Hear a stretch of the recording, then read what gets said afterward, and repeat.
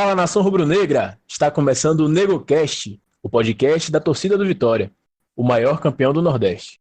Meu nome é Ramon Cerqueira e na bancada, Wallace Cardoso, Salve, nação! Fernando Barbosa Fala, galera. e Davi Oliveira. Salve, galera! Neste segundo programa, a nossa proposta é discutir a temporada do Vitória de 2020 até a pausa forçada por conta da pandemia de coronavírus. Mas a gente não pode falar sobre a temporada 2020 sem antes falar do que nos trouxe até aqui.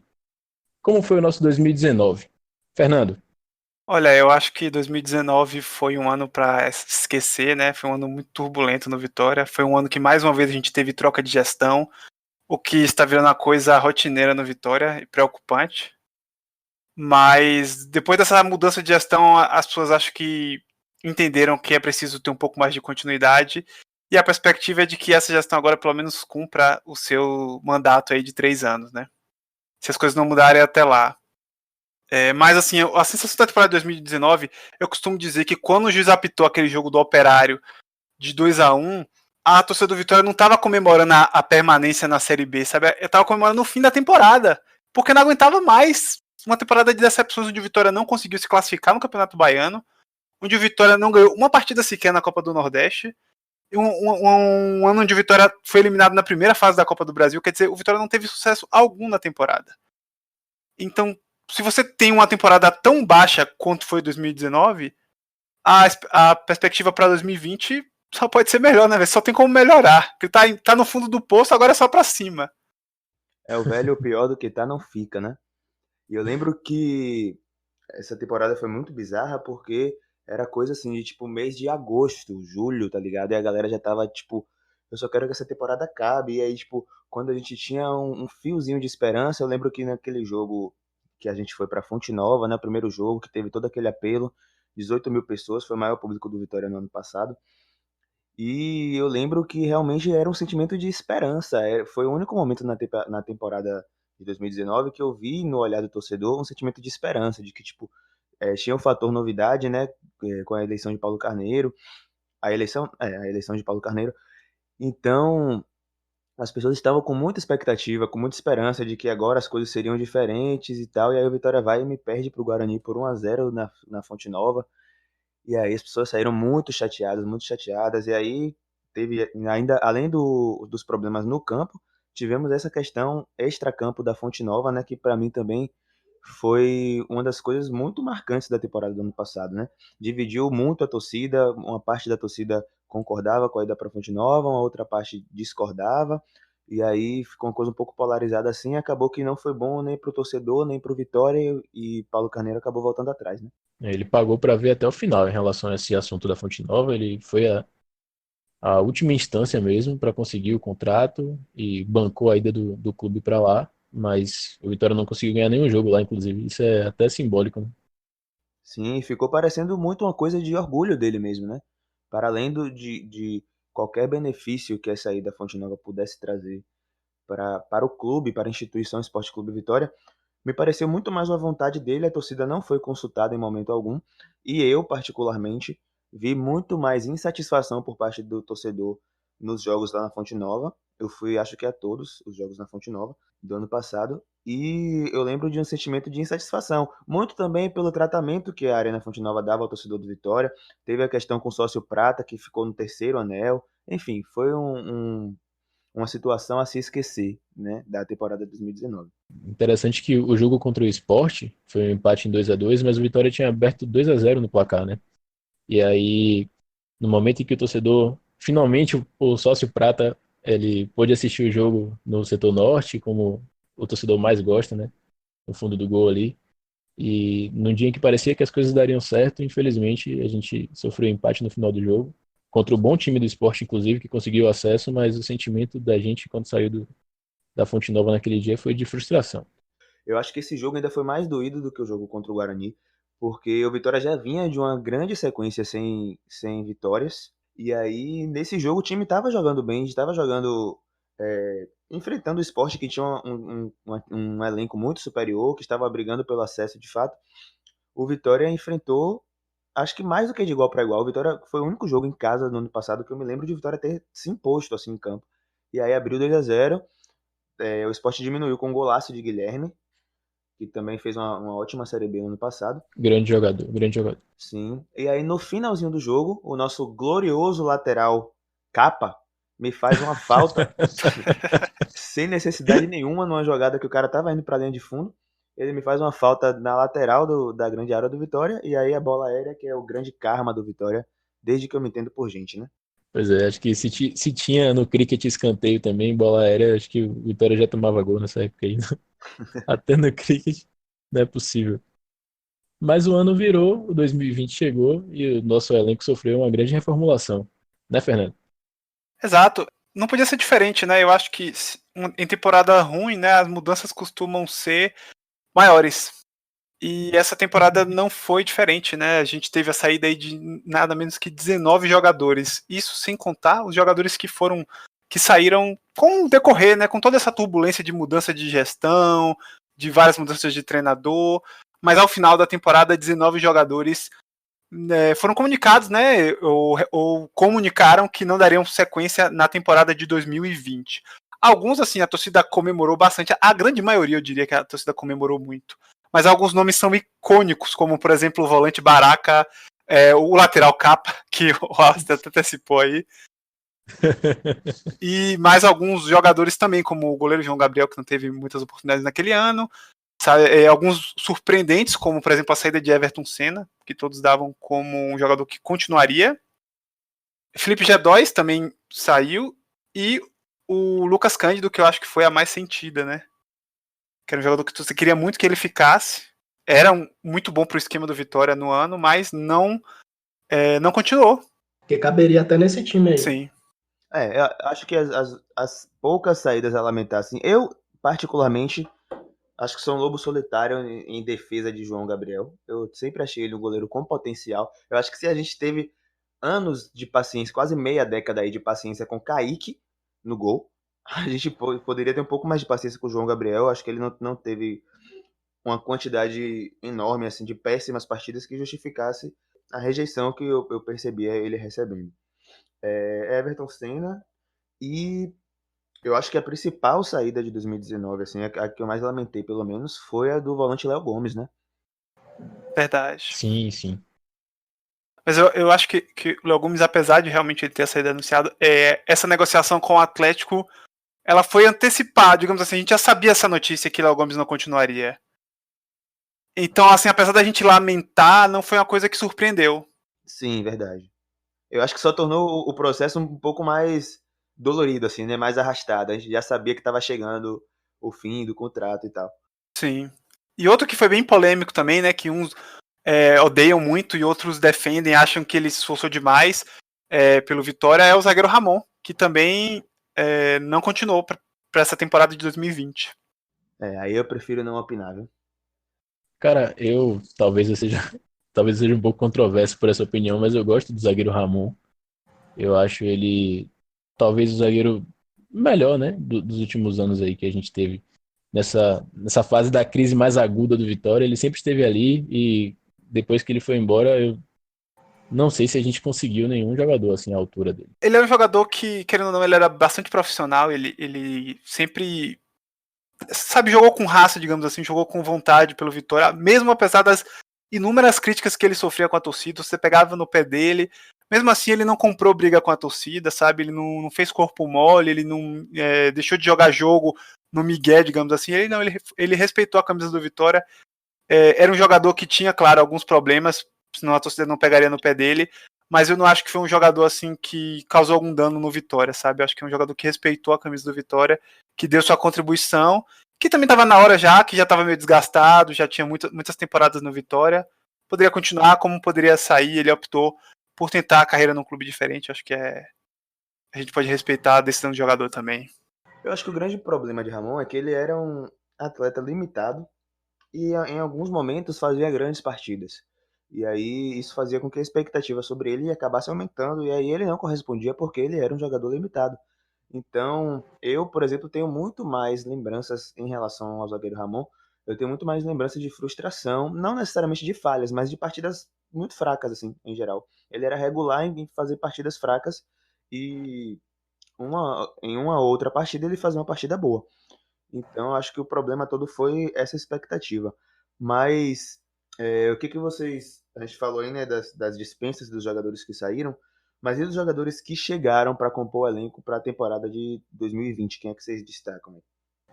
Dos jogadores que chegaram, eu achei que o Vitória acertou bastante em trazer alguns jogadores e errou também outros. Por exemplo, quando traz Gerson Magrão, um jogador de 35 anos, que acho que foi a primeira contratação a ser anunciada, né? Se eu não me engano, que causou na torcida uma sensação de que essa Série B seria difícil. Mas só que depois, com o passar das contratações, a gente foi vendo alguns nomes chegando, como o jogador Fernando Neto, que fez uma boa Série B pelo Paraná. A manutenção de alguns jogadores que jogaram bem, por exemplo, o Thiago Carleto, que foi um jogador que salvou a gente do rebaixamento, porque ele fez muitos gols de falta, assim como o G2 fez, e é um ponto a se destacar. Também foi algo interessante. A surpresa de João Vitor, que a gente não imaginava que fosse um jogador tão seguro como está sendo por agora. Eu acho que, em relação às contratações e às chegadas, o Vitória até foi competente nesse começo de temporada. A Vitória trocou quantidade por qualidade, né? E antes que o ouvinte me xingue, qualidade adequada à realidade do Vitória, né? Contratou menos, mas contratou jogadores que se encaixam para um time que quer disputar o acesso na Série B. Acho que isso que é importante. Concordo, e acho que, além de Gerson Magrão, o principal erro do Vitória foi Júnior Viçosa, mas também é um jogador que foi desejado pela torcida e por uma boa parte da imprensa foi especulado durante muito tempo aqui no Vitória, então a gente não teria como saber que ele não se daria tão bem assim, né, com a camisa do nosso rubro-negro. Mas esse time foi formado e aí a temporada finalmente começou. Wallace, traga os nossos destaques aqui dos jogos do Vitória em 2020 até a pausa, por favor. Vamos lá.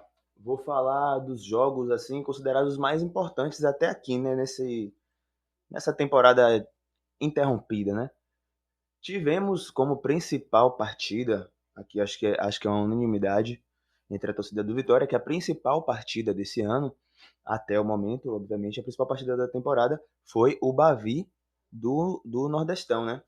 O Vitória, que com esse Bavi, ele encerrou uma sequência pesada de os 3 primeiros jogos do Vitória na Copa do Nordeste, que foi contra 3 times da Série A. Então, estávamos não com uma desconfiança, mas com uma tensão, né, para esses 3 primeiros jogos da Copa do Nordeste, que é uma das competições mais importantes para o torcedor do Vitória.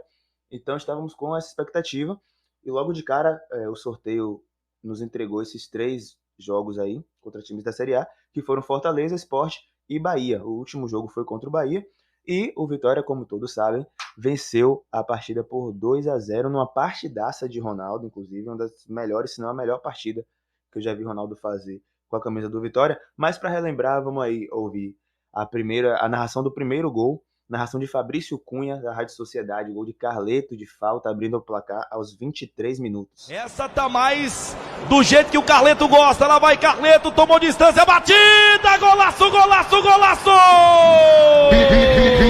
Vitória! Gol!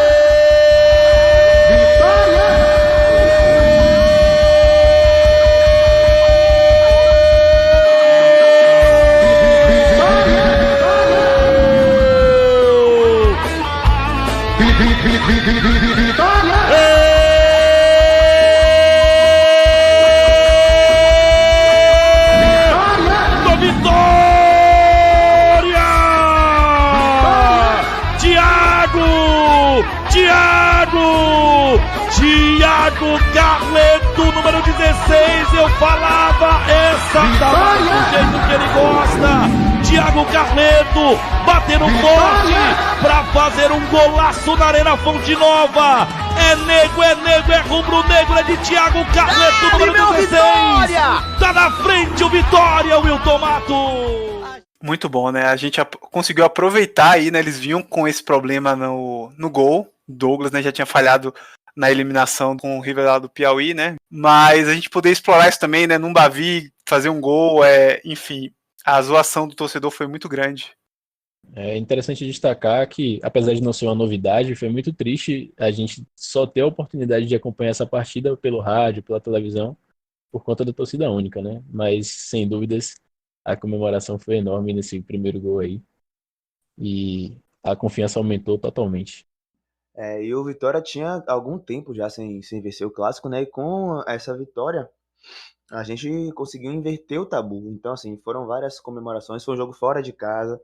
A torcida deles estava muito confiante, né? O Bahia vinha de uma temporada razoável, enquanto o Vitória vinha de uma temporada tenebrosa.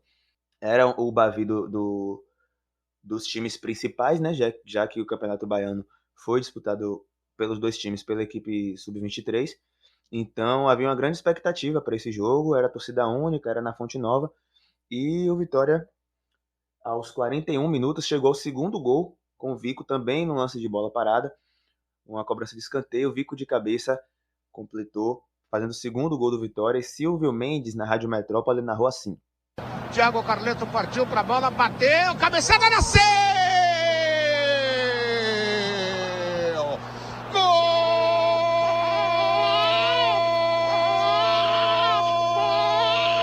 Viscou!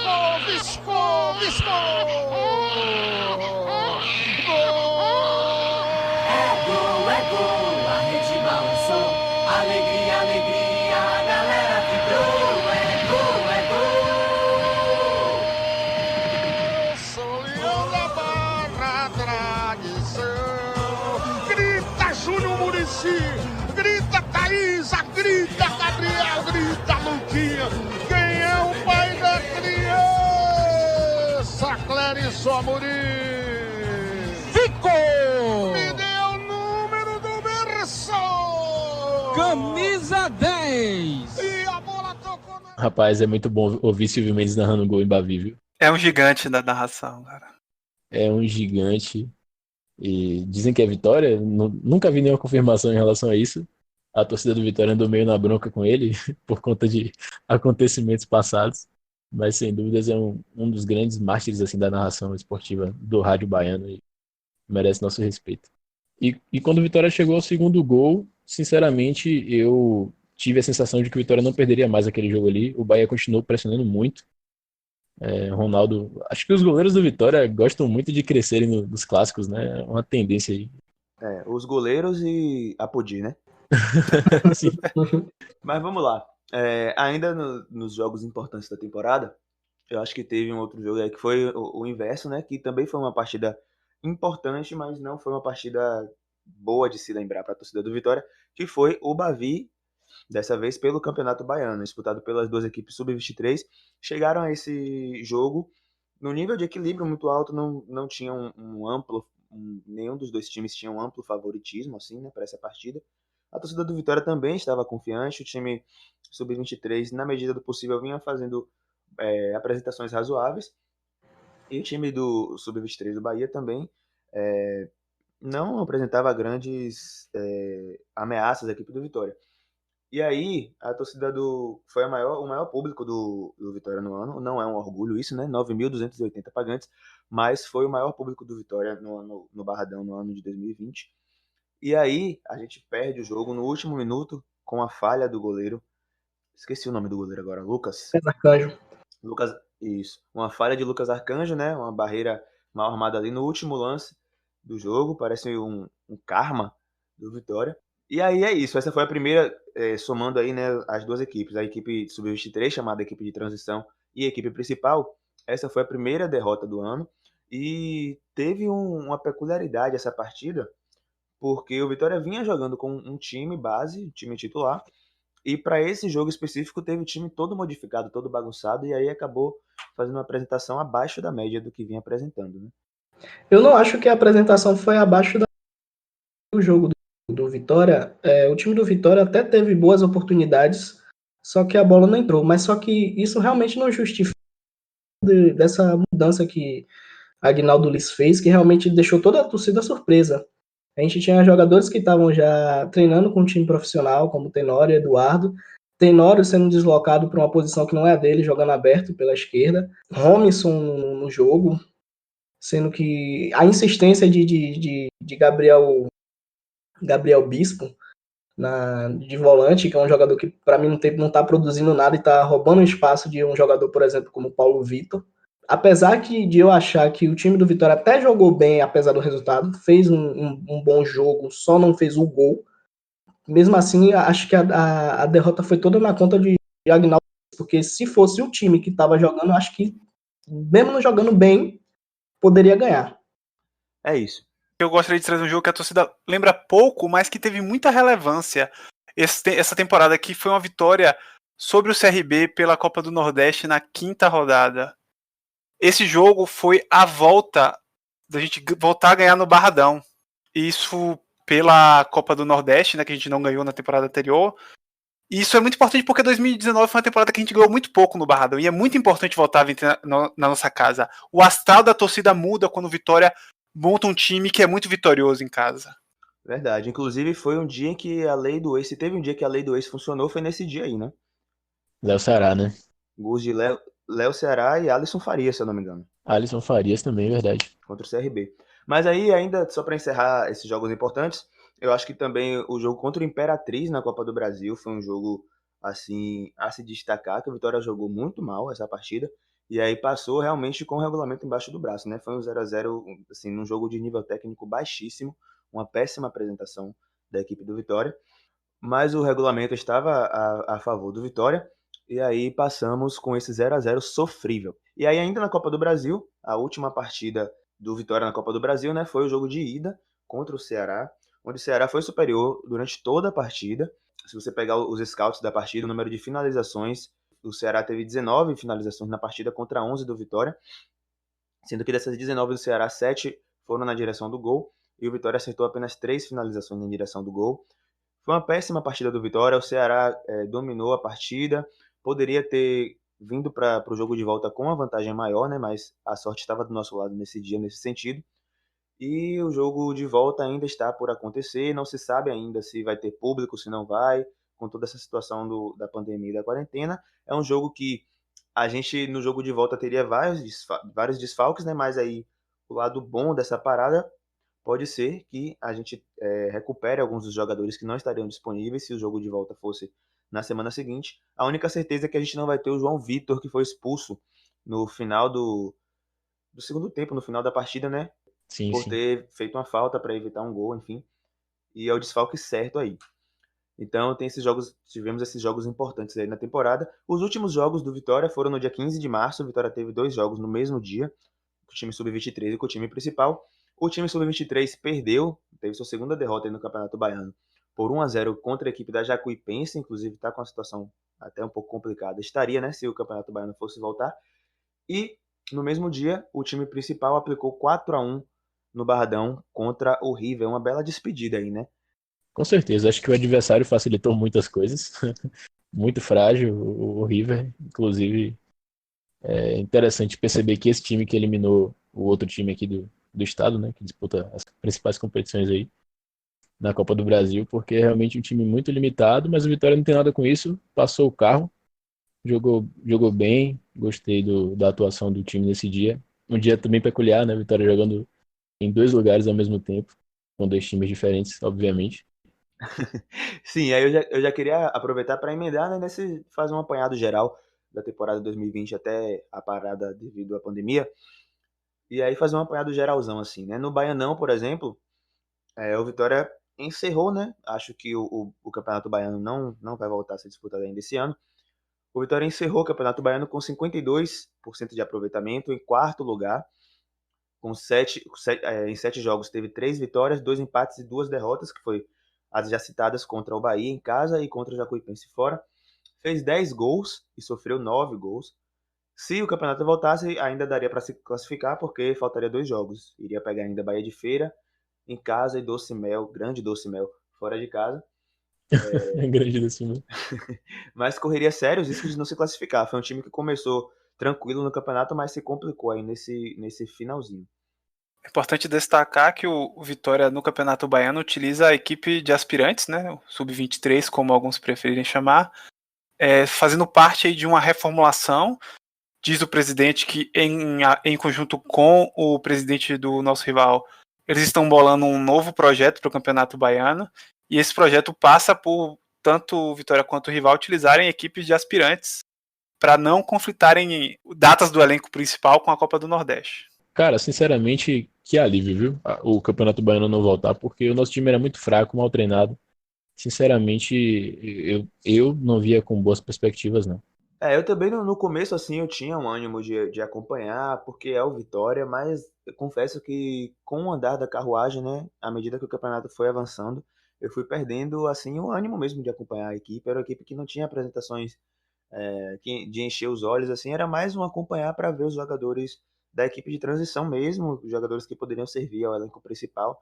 Mas o Campeonato Baiano, assim, já não é um campeonato de nível técnico bom, não são jogos bons, assim, de assistir. E, enfim, eu não tinha muito ânimo também de acompanhar. O que não era o caso do time principal, né? E aí, falando do Nordestão, o Vitória está ainda invicto. O Vitória tem 62% de aproveitamento no Nordestão. Está em segundo lugar do Grupo B, com 3 vitórias e 4 empates na temporada 2020, onde fez 10 gols e sofreu apenas 4. Aí está com um equilíbrio bom entre ataque e defesa, a equipe principal do Vitória na Copa do Nordeste. As 3 vitórias foram contra o Bahia, fora de casa, o Bavi que a gente citou no início, contra o CRB em casa, partida que também foi citada aqui, 2-1, com gols de Léo Ceará e Alisson Farias, e contra o River em casa também, que foi a última partida do Vitória na Copa do Nordeste, por 4-1. O campeonato voltando, o Vitória garante classificação com um empate contra o Botafogo da Paraíba na última rodada da fase de grupos. Então a classificação já está encaminhada aí. É o campeonato que o Vitória ainda está invicto na temporada. Na Copa do Brasil, o Vitória teve o já citado 0-0 com o Imperatriz na primeira fase. Na primeira fase da Copa do Brasil é jogo único, com a vantagem do time de maior ranking, então o Vitória passou com o empate. Na segunda fase, o Vitória enfrentou o Lagarto de Sergipe, no Barradão, também jogo único, venceu por 3-1. Esse jogo não teve grandes sustos, assim, né? Eu lembro que logo antes da metade do primeiro tempo, o Vitória já tinha aberto 2-0 no placar, e aí a gente ficou na arquibancada meio que só assistindo, assim. O Lagarto não oferecia nenhum perigo ao gol do Vitória, e foi só, assim, fazer festa, tomar cerveja e esperar o jogo acabar. Sim. E aí a gente perdeu, né, a ida da terceira fase contra o Ceará. Aí sim já começa os jogos de ida e volta. A gente perdeu a ida por 1-0 e a volta será no Barradão, ainda com data indefinida e presença da torcida também indefinida. Não sabemos se poderemos assistir esse jogo das arquibancadas, mas o Vitória tem totais condições de reverter essa vantagem aí do Ceará. Se qualquer vitória do Vitória por um gol de diferença, leva a partida para os pênaltis, né? Não temos mais o gol qualificado. Então, no total, foram 17 jogos na temporada 2020, com 7 vitórias, 7 empates e 3 derrotas. Vitória aí, somando as equipes sub-23 e principal, marcou 23 gols e sofreu 15 gols na temporada. É legal trazer aqui também que alguns jogadores do Vitória marcaram alguns gols, né? A artilharia não ficou concentrada. Temos aqui Heron com 4 gols, ele estava jogando pelo Sub-23, mas do profissional temos Léo Ceará, Vico e Alisson Farias com 3 gols cada, e Thiago Carleto com 2 gols anotados. Nixon também, Nick Show, tem 2 gols anotados. Nick Show. E aí com um gol temos Giovanni, Tenório Levi, Gabriel Bispo e Guilherme Rende. E teve um gol contra aí também nessa conta. Eu acho que eu nem preciso trazer os números de 2019 pra gente concluir de que essa temporada começou muito melhor, né? Eu acho que a gente não teve em 2019, no primeiro semestre, 7 vitórias. É verdade. Verdade. Sem dúvida. E aí, para encerrar essa parte de números, né, de estatística, temos uma estatística aí um pouco lamentável, né? Que é a estatística de público do Vitória no ano de 2020. Temos uma média fraquíssima de público nesse ano. A nossa média de público é 4.197 torcedores por jogo. O menor público do ano foi no Vitória Jacobina, a estreia do Campeonato Baiano, se eu não me engano, no dia 22 de janeiro, onde apenas 1.104 pessoas assistiram a partida no Barradão. E o maior público, como eu já falei, foi no Bavi do Campeonato Baiano também, onde 9.280 pessoas, entre sócios e pagantes de ingresso, assistiram a partida. Então, uma média, mais um ano com uma média de público muito abaixo do esperado. Esperamos que a torcida do Vitória volte a comparecer. O time, acho que dos últimos 3, 4 anos, como o Fernando falou, é o melhor início de temporada. Então, falta a torcida também levar um puxãozinho de orelha E assim que acabar, que passar essa questão da pandemia, a torcida volte também a comparecer ao Barradão. Eu acho até que esse fator fim da quarentena, mexendo aí com o fator do saudosismo do torcedor, pode ser algo positivo que leve aí, se o Vitória, enfim, por alguma iluminação divina, fizer uma boa campanha de marketing nesse sentido, eu acho que o torcedor pode se sentir motivado a voltar aos estádios, né? É verdade. E apesar de eu não gostar muito de culpar o torcedor, a gente também não pode negar que a diretoria, do seu jeito, né, a seu modo, fazendo as campanhas ao próprio gosto, muito sem ouvir o que o torcedor quer ou o que o público de fato, o que o consumidor deseja para esse tipo de ação. Eles também lançaram a promoção de sócios, né? Durante um tempo aí houve aquela campanha utópica dos 30 mil sócios, mas o Vitória também conseguiu alguns novos associados, porém ficou certamente abaixo da expectativa do clube e da nossa também, enquanto torcedor, né? Pelo menos eu tive essa impressão. Eu chamei muita gente, indiquei várias pessoas, expliquei a importância de ser sócio, mas acho que a torcida também ainda está com um pouco de pé atrás em relação a isso. Eu acho que ainda, exato, acho que ainda há muito ressentimento da torcida com as temporadas anteriores, mas se felizmente tem um esporte em que as coisas podem mudar assim de uma temporada para outra de forma grande, é o futebol, né? Com certeza. Então espero que o torcedor dê um pouco compre aí essa nova temporada e ajude o Vitória, vá no estádio. Eu acho que o programa de sócios do Vitória, né, o Sou Mais Vitória, dá discussão suficiente para um episódio aqui do NegoCast, né? Com certeza, talvez mais de um. Sem dúvida, é. Com certeza. Mas esse jogo, essa partida por jogar da Copa do Brasil, o jogo da volta contra o Ceará, nos deixou com a expectativa e sem saber o que será de fato, né, do Vitória nesse retorno. Davi, quais serão as suas expectativas? Qual é a sua expectativa para o retorno do Vitória após a pandemia? Então, se a gente comparar o elenco com os times que serão nossos concorrentes na Série B, eu acho que o Vitória tem um time capaz de pelo menos ficar entre os 4. A gente tem, por exemplo, o Cruzeiro, que acabou de descer, mas em uma crise financeira que não se sabe se vai realmente ser competitivo dentro da competição. E a gente não tem nenhum outro grande time assim para poder concorrer com o Vitória nessa Série B. Eu acho que esse ano, pelo menos um acesso a gente vai ter. Acho que é obrigação desse elenco, obrigação desse time. Pelo menos um acesso. E quem sabe uma tão esperada, um tão esperado título, né? Nem que seja da Série B. Você concorda, Fernando? Olha, é possível. Eu acho esse time desse ano muito mais inteligente na questão de sabe o jogo que tem que fazer contra determinados adversários. Eu sei que às vezes a gente acha que o time sofreu demais, mas às vezes o time foi preparado para sofrer, sabe? Até pela diferença de qualidade técnica que possui contra equipes de Série A. Então, assim, mais importante do que você tem que ter a noção do quão tecnicamente você pode alcançar e da estratégia de jogo que você tem que tomar em determinadas partidas. E eu acho que esse time obedece isso. Esse time é muito inteligente na questão tática, do que a equipe tem que propor naquele jogo em específico, assim. Então eu acho que isso pode ser muito importante na Série B, que é um jogo muito disputado, que você tem que ir para saber sofrer em certos momentos e saber se impor quando joga em casa. Eu acho que esse time tem sim condição de brigar pelo acesso. E você, Uau, o que é que espera do retorno? Eu acho que Geninho é um treinador cascudo, né? Um treinador experiente. Ele sabe até onde ele pode espremer aí esse time para tirar o suco. E eu acho que é isso aí que o Fernando falou. Ele vem conseguindo extrair o que de melhor esse time consegue oferecer. Porém, eu acho assim, se a gente analisar friamente os números do time principal, do time treinado por Geninho, vem sendo a temporada razoável para boa, né? O time tem apenas uma derrota, que foi essa contra o Ceará, pela partida de ida na Copa do Brasil, que é uma derrota que dá para ser revertida a favor do Vitória. Porém, a gente não pode analisar só os números, né? O Vitória não vem tendo grandes atuações, assim, não vem tendo atuações de encher os olhos. A gente não teve, acho que com exceção da partida contra o Lagarto, a gente não teve uma outra partida tranquila, assim, do início ao fim.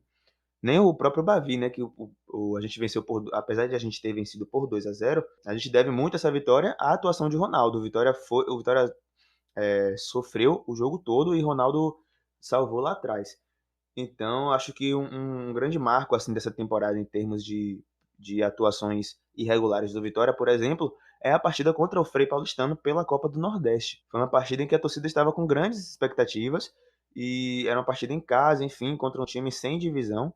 E o Vitória sofreu muito durante a partida e foi um 0 a 0 assim lamentável, foi um jogo horrível do Vitória. E aí no jogo seguinte, contra o CRB, que é um time mais qualificado, o Vitória venceu sem grandes dificuldades a equipe do CRB por 2 a 1. Então assim, eu acho que é um time que ainda está um pouco irregular, um pouco instável, não me passa confiança, mas me passa um pouco mais de empolgação do que o time da temporada de 2019. Se me permite a corneta, talvez o time do Vitória estaria com números melhores se Gerson Magrão tivesse acertado os gols que ele perdeu. Gerson Magrão, velho. A gente tem que lidar com Gerson Magrão, é verdade.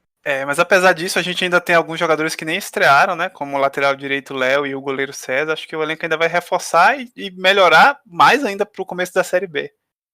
Pois é, a gente vai ter o retorno de Jordi Gol, rapaz. Fiquem tranquilos que vai dar tudo certo La no nosso Pantera. 2020 aí, a Pantera Negra. Cara, eu só tenho a expectativa que o Vitória passe. Eu tenho a expectativa que o Vitória passe a ser uma equipe mais ofensiva dentro de casa.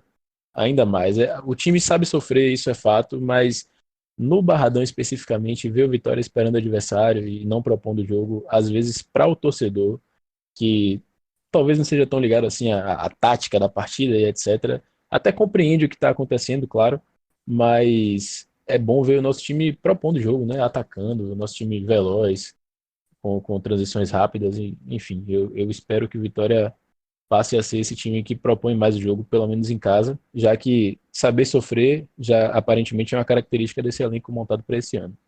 E o pior para o torcedor que se acostumou, né, a ver o Vitória não respeitar, no bom sentido do termo, não respeitar grandes times, grandes clubes do futebol brasileiro, do Eixo, Rio São Paulo, enfim.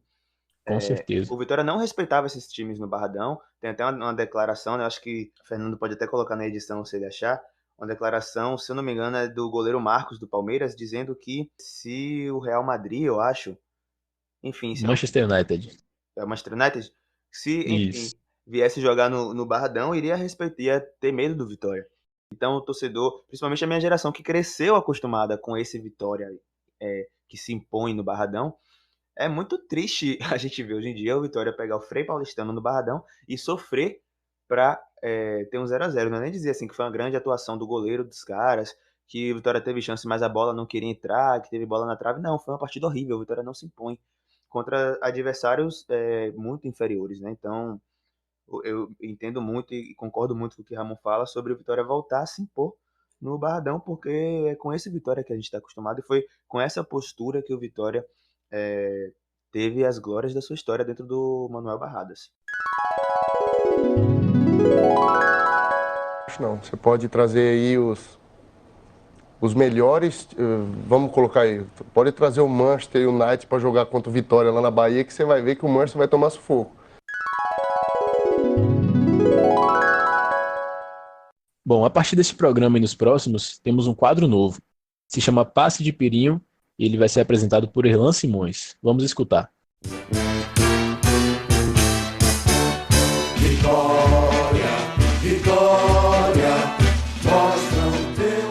Salve amigos do Nego Cast, aqui quem fala é Irlan Simões, torcedor do Vitória, criador do podcast Na Bancada. Venho aqui já de antemão parabenizar a iniciativa do pessoal, né, de criar uma plataforma, um conteúdo que seja de torcedor para torcedor, né, formado exatamente no cimentão da arquibancada do Barradão. Sou muito entusiasta desse tipo de conteúdo. E nesse processo de parabenizar, né, os produtores do NegoCast, veio aí também a sugestão de criar um quadro breve que conseguisse ali se encaixar na dinâmica, né, do programa semanal ou talvez quinzenal, vai depender de algumas questões que a gente vai fechar ainda. E esse quadro teria o nome de Passe de Pirinho. Seria um quadro para a gente falar um pouco da história do clube, eventos pitorescos que formam o Vitória que a gente conhece hoje. E acho que ninguém melhor do que Pirinho ser homenageado nesse quadro. E muitos de vocês provavelmente são jovens torcedores do Vitória, assim como eu também sou jovem, mas já tive contato com essas histórias. Sequer sabem do nome de Pirinho e quem foi, né? Pirinho. Pirinho, ele foi presidente do Vitória nos anos 70 e 80, Seu nome, obviamente, oficial e de político, porque ele chegou a ser político na época, era Raimundo Rocha Pires, mas por ser tão folclórico e contar tanto com o carinho dos rubro-negros, ele era chamado pelo seu apelido, né, pelo nome de Pirim. Pirinho ele tinha não só uma característica muito peculiar de não ser ligado às famílias aristocráticas que fundaram a Vitória, né, na Graça, na Barra, no Corredor da Vitória. Ele era de Cachoeira, mas mais do que isso, ele era um cara muito mais identificado com a torcida popular do Vitória, né? Um cara que ele era adepto do candomblé, ele fazia desses elementos da sua identidade, né, uma marca dele com a torcida. Entrava em campo girando lenços brancos, entrava com a camisa, com a roupa muito característica dele, que era uma camisa vermelha, uma calça preta. Contam algumas histórias de que ele entrou com um bode em campo para dar uma sorte para o clube. Jogadores já relataram que o Pirinho sempre pagava um pai de santo para fazer um passe nos jogadores. Então, assim, essa história, sem dúvida, é uma das histórias mais interessantes que formam o Vitória que a gente conhece hoje, né? Que essas novas gerações conhecem hoje. A Vitória não seria o que é hoje se não fosse uma figura como Pirinho, e achamos importantíssimo e crucial que essas novas gerações tenham conhecimento para que possam, né, tanto levar o legado deles adiante, quanto também respeitar a história e quem fez parte da história do Vitória. E isso não só do ponto de vista dos artilheiros, dos bons jogadores, dos cracassos, dos resultados históricos em cima do rival ou dos nossos títulos, ou sequer é só questão de falar também de presidentes e dirigentes ou treinadores, mas falar do Vitória como ele é, de sua forma mais orgânica, né? Essas histórias que compõem o imaginário do torcedor rubro-negro e principalmente aquele torcedor que tem pouca oportunidade de falar o que o Vitória é para ele. Então, talvez o passe de Pirinho seja essa oportunidade para a gente estar dando essa voz também para esses antigos torcedores rubro-negros, aqueles que viveram os tempos de vacas magras, né? Nos anos 70, 80 ou até antes, quando o Vitória penava mesmo para ter algum tipo de relevância, mas que também nunca deixou de ser um clube grande, né, do estado. Clube que veio atrasado na sua formação de futebol profissional, mas sempre teve uma massa de torcedores que, de certa forma, surpreendia, né? Um clube atrasado em termos de mentalidade, porque era um clube muito aristocrático, que gozava dessa característica e aceitava e até adorava ser tratado como clube da elite soteropolitana, mas que, na verdade, no campo, na arquibancada, estava composto por um quadro social muito distinto. E essa história do Vitória essa precisa ser resgatada e contada. Não à toa, Pirinho não só foi um grande presidente do ponto de vista dos resultados em campo, cara que conquistou títulos quando o Vitória estava em momentos muito ruins, mas também era esse sujeito que conseguia dialogar com esse segmento da torcida do Vitória que não era representado naquela imagem de clube aristocrático. Então, a ideia é mais ou menos a gente brincar com isso. Espero que nas próximas oportunidades a gente conte com o depoimento, a participação de um pessoal bom que ajude aí essas novas gerações como a minha, né, que não tiveram acesso a essa história do clube a de alguma forma ou de outra, entenderem melhor o Vitória por outros vieses, né? O Vitória não é só o Barradão, né? O Vitória não é só a nossa geração, né? Muita gente passou pela história desse imenso clube. É isso, grande abraço e até a próxima. Vitória, Vitória, tu tens grande história.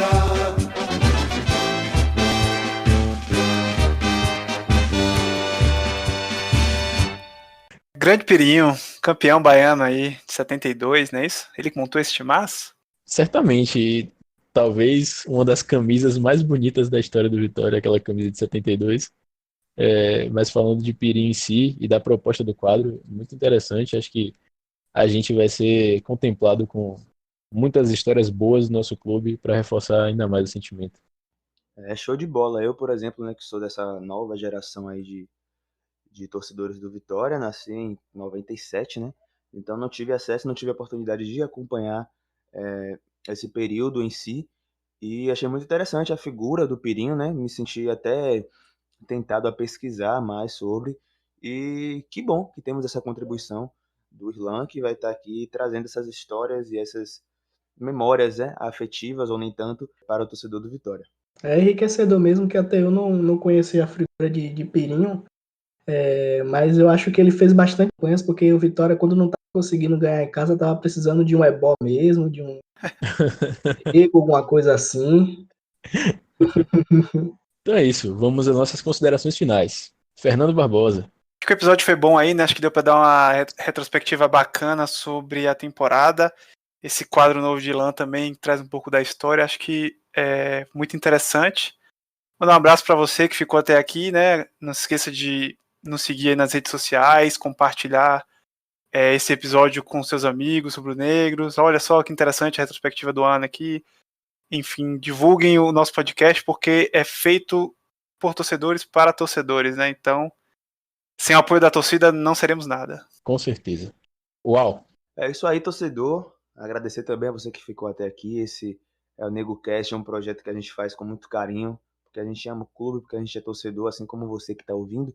Eu espero que você esteja gostando, que você se sinta abraçado, se sinta oportunizado a participar mesmo, se sinta parte do NegoCast. Então, mande uma mensagem pra gente, mande o feedback, siga, acompanhe a gente nas redes sociais, que é muito importante o feedback de torcedores, assim como a gente, né, que o torcedor gostaria de ouvir. Afinal de contas, é por isso que a gente faz esse projeto, né, para ser a voz do torcedor do Vitória. Então, muito obrigado por acompanhar, vamos esperar aí os próximos episódios, que tem muita coisa pra gente tratar aqui ainda no NegoCast. E Davi? Então, galera, divulgue nosso podcast, como já falaram aqui, é de torcedor para fazer vocês se sentirem um pouco mais perto da arquibancada, principalmente nesse momento de quarentena que não está tendo jogo, que provavelmente, se acontecer, vai ser com portões fechados. Vai ser uma forma de você estar um pouco unido aos torcedores do Vitória. Eu quero vocês comentando, quero vocês divulgando, vai ser muito importante para a gente. Então é isso. A direção deste programa foi de Wallace Cardoso, junto com Fernando Barbosa. Fernando Barbosa também é o nosso editor. Nosso conteúdo visual é produzido por Davi Oliveira. E o trabalho de pesquisa para esse episódio foi uma colaboração coletiva de todos os membros do nosso NegoCast. Muito obrigado a você que acompanhou até aqui. Obrigado pela paciência e audiência. Um forte abraço e pega, Leão! Nego, nego.